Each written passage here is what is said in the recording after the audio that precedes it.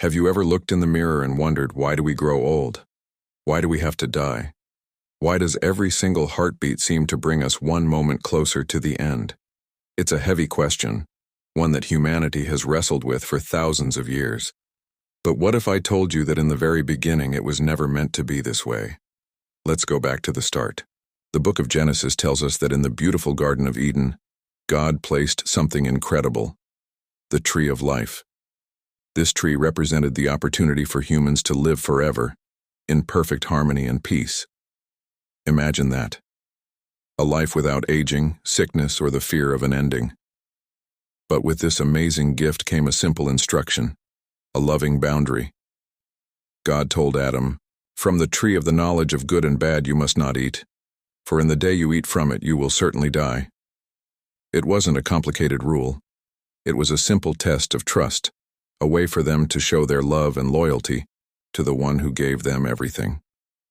Then a voice of doubt slithered into paradise. A serpent, described as the most cautious of all wild animals, began to question God's goodness. And we learn later in the Bible that this serpent was none other than Satan the devil, a master of deception. He whispered to Eve, "Did God really say you must not eat from every tree?" He planted a tiny seed of suspicion.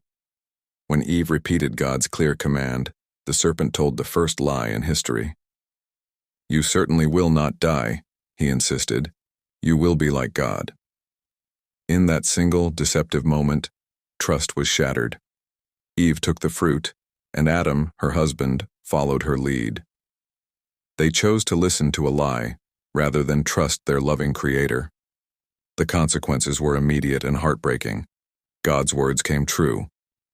"Dust you are, and to dust you will return." Sin had entered the world, and with it, death became our shared inheritance.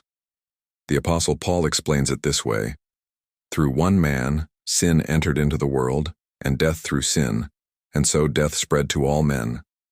That's why another verse says, "All have sinned and fall short of the glory of God."